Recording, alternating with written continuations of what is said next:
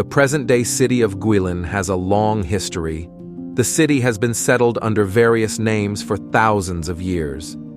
It is situated on the west bank of the Li River and borders Hunan to the north. Its name means forest of sweet osmanthus, owing to the large number of fragrant, sweet osmanthus trees located in the region. Throughout its history, Guilin has served as a vital center for trade and governance in the Guangxi Zhuang Autonomous Region and beyond.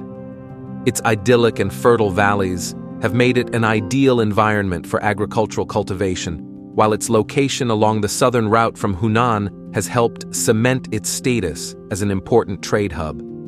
Guilin was once a major Buddhist center, and its unique landscape, including its karst peaks and rice terraces, have made it an admired scenic area that has inspired the works of Chinese artists and writers for centuries. Although Guilin is an ancient city that has played host to a variety of different societies and peoples throughout its long history, its current Chinese name, Guìlínshì, is a new one which has only been used to refer to the city for less than 100 years.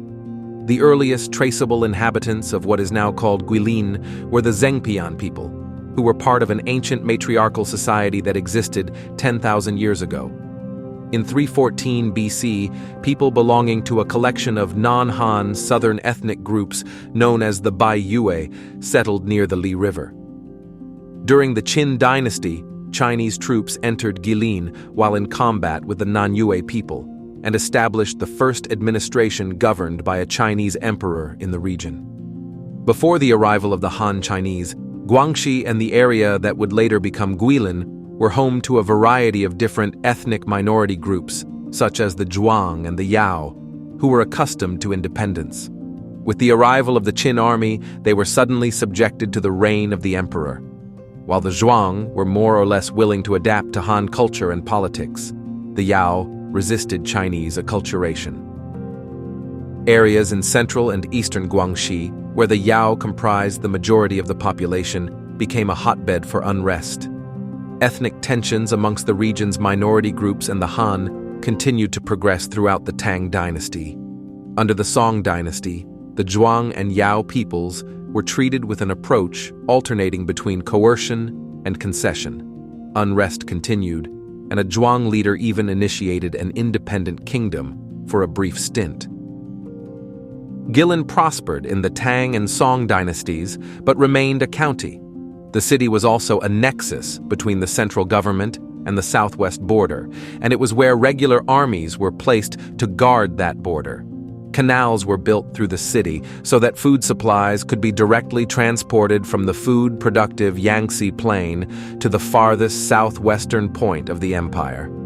Guilin has always been a handicraft center, but until 1949, the only signs of modern industry were a thermal power plant, a cement works, and some small textile mills. Since the 1950s, Guilin has developed industries engaged in the manufacture of electronics, engineering, and agricultural equipment, medicine, rubber, and buses. And it also has textile and cotton yarn factories.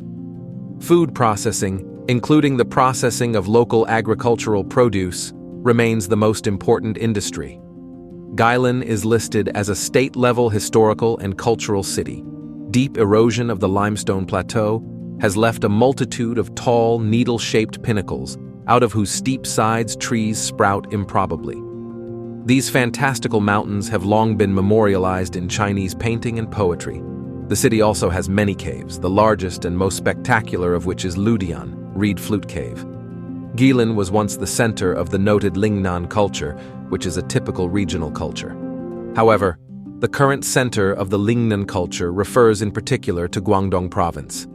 Fortunately, there are a number of historic sites left in that place for travelers to appreciate its past splendid culture. For example, the ancient mansion of Prince Jingjiang is the best preserved mansion of the prince in the Ming dynasty. Nowadays, solitary beauty peak located in the mansion is a must for travelers when they go there. In 1998, the former U.S. President Bill Clinton visited Guilin. At first, he spoke to a meeting about environmental protection at the foot of Camel Hill in Seven Star Park. Then, he and his family were to embark on an excursion on the Li River. When the boat stopped at the Xingping fishing village, he went ashore for a visit. After this tour, he said happily, "I heard of the name of Lijiang River long ago. Today I visit Lijiang River. It is more vivid and genuine than what I thought before. Nowhere is like Guilin."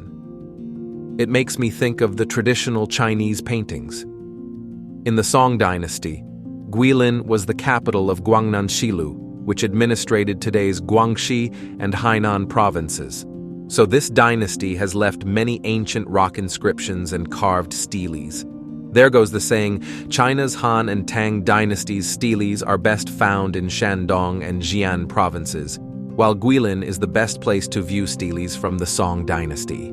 Now we can appreciate these steles at the Museum of Guihai Stele Forest. The museum itself hosts over 210 cliff carving steles inside dated from the Tang dynasty to the Mingguo dynasty.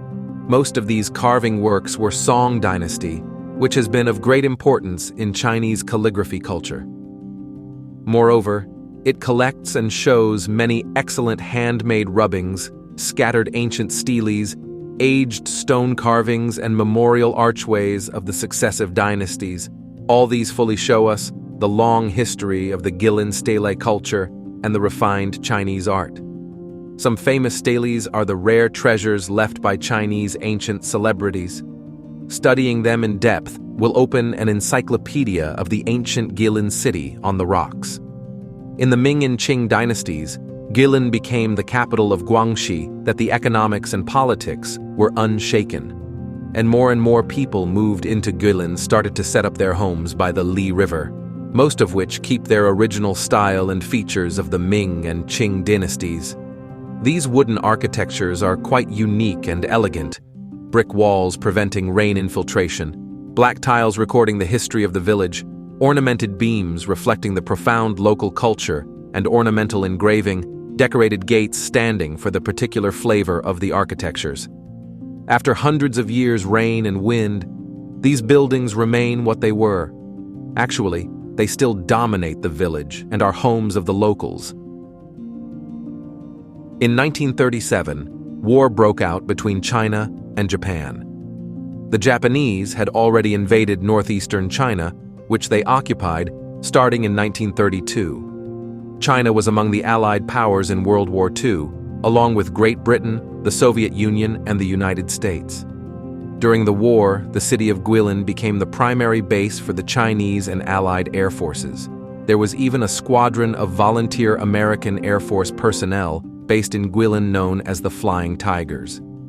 The city of Guilin played a crucial role throughout the China theater of World War II, known in China as the War of Resistance against Japanese aggression, as the site of an airbase where Chinese soldiers launched many defensive attacks against Japanese troops.